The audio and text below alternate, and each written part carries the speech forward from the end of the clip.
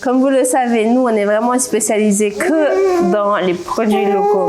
Là, je ne sais pas si vous vous rappelez. Ouais, c'est le solum. C'est le solum, exactement. Le fait qu'elle puisse dire « Ah, mais quand j'étais plus jeune, à la sortie de l'école, il y avait du solum, il y avait du houle, et maintenant on ne le retrouve plus. » Et juste se dire que à travers Lionceau, elles peuvent le donner à leur bébé. Donc ça, je voyais vraiment les yeux s'illuminer et c'était très, très réconfortant pour nous en nous disant « Ok, je pense qu'il y a quelque chose, allons-y. »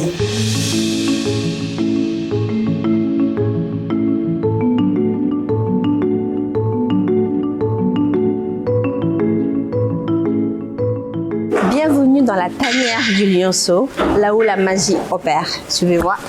Ce qui m'a vraiment motivée à me lancer dans la production d'aliments de complément, donc le baby food, localement, je ne pouvais plus concevoir qu'on ait des produits qui soient riches sur le plan nutritionnel, qu'on ait de notre côté beaucoup de produits importés sur le marché et qu'en plus, on voit qu'il y ait des enfants qui souffrent de malnutrition. Ça va? Vous faites quel dosage aujourd'hui? Bonne recette, non? Fognotte. Fognotte, c'est un mélange de carottes, foignons et patates douces. Super. Après dosage, on met les produits dans cet autoclave qui est un stérilisateur et un pasteurisateur qui permet au fait de pasteuriser les produits et du coup ça nous permet d'avoir des petits pots qui sont sans conservateur avec tout simplement un traitement thermique. On doit associer des fruits, des légumes et des céréales en tenant compte à la fois des propriétés nutritives mais aussi en tenant compte de la qualité organoleptique, donc tout ce qui est goût. Là, on a un mélange de mangue et papaye, donc ça va être un produit qui va être assez riche en vitamine A. Là, on a un mélange de ditar et de banane. On a valorisé les produits forestiers, donc tout ce qui est houle, solum et fruits du baobab. Là, on a valorisé le moringa dedans avec l'arachide comme légumineuse. Et là, c'est une version qui est plutôt lactée, avec toujours les céréales et les légumineuses du terroir. 100% de nos matières premières proviennent du Sénégal.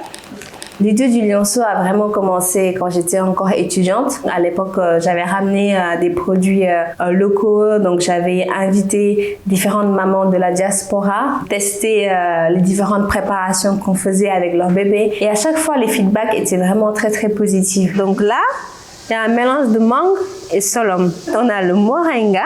Oui. Le moringa, c'est le nebedaï. Vous savez qu'on utilise pour faire le tchérembou. Oui. Et au fait, c'est un produit qui est très nutritif. Parce que moi, sortie d'école, ayant travaillé dans des grandes entreprises en tant qu'ingénieur agroalimentaire, pour moi, je viens au Sénégal, je monte une usine tout de suite, je fais ma production et je me suis rendu compte que c'était absolument pas ça. Et heureusement, aujourd'hui, je suis très contente d'avoir fait le chemin inverse, c'est-à-dire de commencer très très petit dans une cuisine et progressivement dans une halle de technologie, puis dans une villa, puis aujourd'hui dans notre usine. Et durant tout ce parcours, j'ai vraiment énormément appris sur le marché, l'écosystème, les différents acteurs et aussi sur tout ce qui est formulation de recettes. Au tout début, on a commencé très petit. Je me rappelle, le premier mois, on avait produit une 50aine de pots. Et là, aujourd'hui, on a une production mensuelle de 50 000 petits pots qui sortent de notre usine tous les jours. Entreprendre au Sénégal ou alors sur le continent ou entreprendre d'une manière générale, c'est pas facile, hein? Et il faut pas se leurrer. C'est pas un parcours linéaire. Il y a vraiment des hauts et des bas.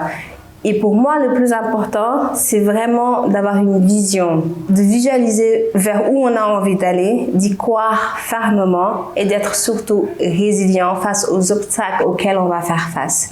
Et tout à fait. Que bébé sans conservateur. manger tout de suite.